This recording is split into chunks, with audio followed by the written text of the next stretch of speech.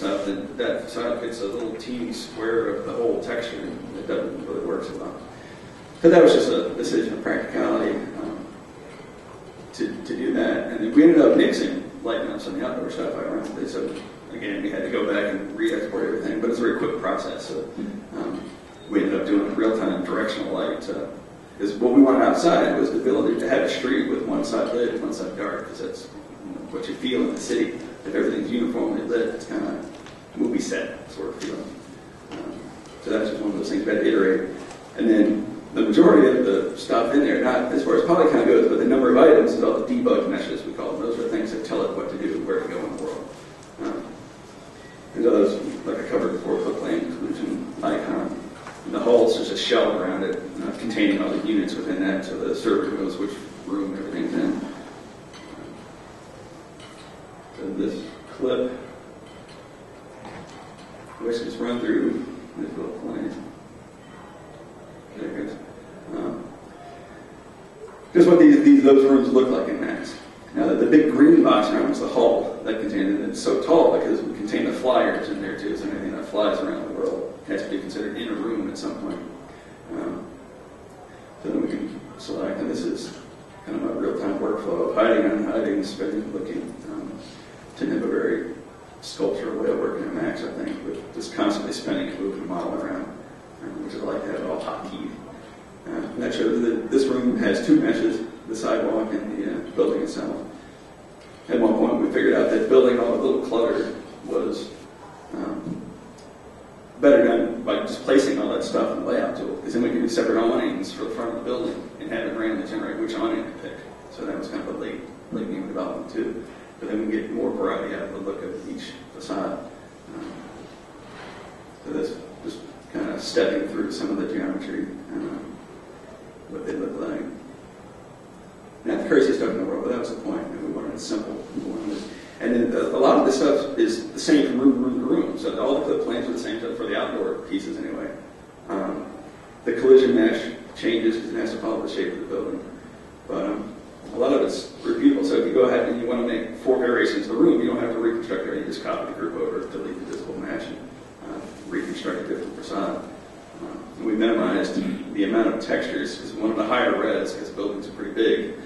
And so you want to be able to walk up and have a decent resolution when you go up to it. So what I did for this set was I created 5 different textures with just the buildings pretty much mapped out. And then I built it so each piece was separate so I could rearrange which ones go where and stack different storefront bottoms on top of, or underneath different types of residential things on top. So this goes into our collision mesh. Our collision mesh actually serves 2 purposes, 3. One is just collision for the player, and that's real-time collision, so you don't run through walls and do this. The other units in the game, the monsters, all follow the path nodes, like I was describing earlier. The path nodes only get generated on things we specify. So in this example, it's the red floor. And the way we specify that is the sub-object material settings in Max. This is where we said, okay, what does Max have to offer? They got material settings, IDs, so we'll just use that. So what we did is, and then on top of that, said, well, we're going to have to tag sounds in the game. So when you're walking on concrete versus rubble versus grass, you got to have different footstep sounds. And so how do you tag that data? And so we said, let's just use the collision mesh. Again, you have as many material IDs as you want, really. So we just picked a round number, called it 40, and said, okay, let's make 1 through 20 floor sounds and 21 through 40 the wall sounds. That way we get ricochets of bullets off concrete or wood or whatever. And typically games do that through the textures themselves. So we reused, say, a concrete texture, sometimes on the floor, sometimes on the wall, so we had to have a way to distinguish it. And the material IDs worked out pretty well. And another thing with naming conventions and material IDs, we found ourselves quickly with huge amounts of data in one folder. So we started out with just a background folder, and we said, okay, well, let's split it up into cities or sewers or whatever. But even that, the city folder ended up with a couple thousand files, and we went, okay, that's getting complicated. So we decided to, let's just go through the export process, which is just quick, and we just cut them Alt S, and there it goes into the game. So we go back to naming conventions. We, I don't have an example of it up here, but we want to same texture in a lot of different levels, for instance, but we didn't want to have to copy the texture for every level folder. So we said, okay, well, how can we tell the game where to look for the texture? And we said, okay, well, let's just use the name again of the material in Max. And so at the end of the name, we just do a dot 4-letter code, and then we have on part of that level spreadsheet says, okay, this folder code is RGBT or something. And then, so in Max, you can say, okay, look for this texture in that folder, and it worked out. Pretty slick, because then we didn't have to duplicate a lot of things. We had to manage less files. Pretty cool. So here we go into larger, more complicated one of the tube stations. And within the indoor stuff, we did render light maps. The same thing, don't have too many different pieces.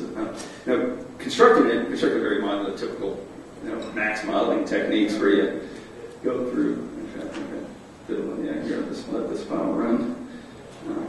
But this is a much larger room, but this one doesn't hook up randomly, so its shape can be this nice soft curve, which a lot of the tube stations have in London. Now, modeling that as a curve would be a real hassle, so what I did, what a lot of modelers do, is you cheat a little.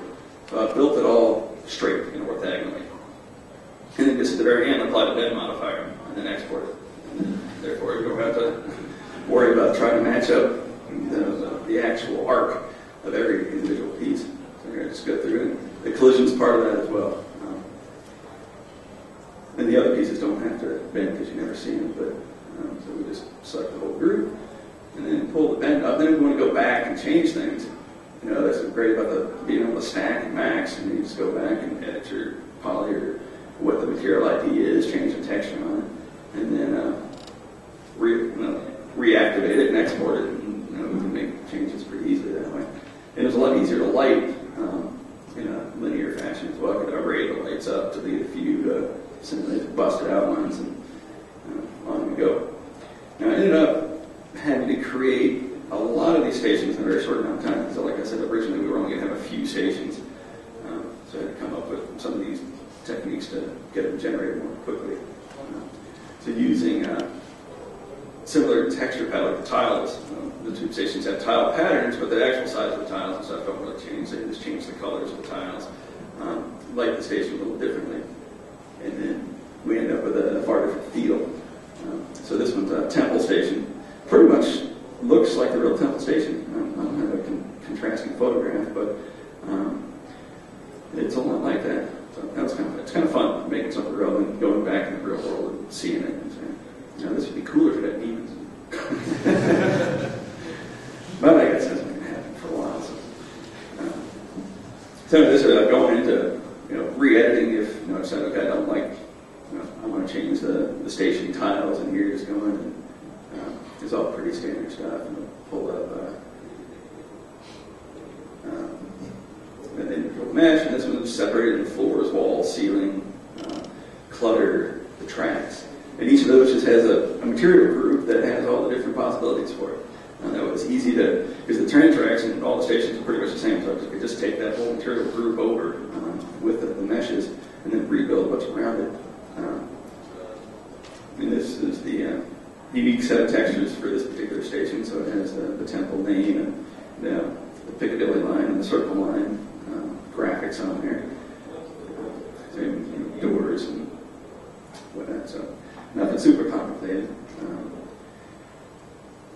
But we end up with a nice look at the end of it. So this is the tile pattern to mimic off the real thing. And so we just go in and say, okay, well, I want to change the stripes on something. Just select it. Since it was all mapped, UV mapped according to geometry lines as well, it makes it simple to go in and say, okay, I want to add a few white floor stripes into this tile pattern because we said we want to exacerbate the edge where it meets the wall better. So it was too contrasting. So we go in and just select our geometry and change the ID.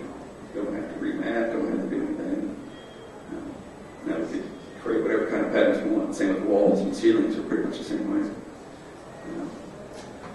Like I said, nothing super crazy about any of this stuff, but allowed me to work quickly and generate a lot of variety without having to rebuild everything constantly. I forget where this goes here.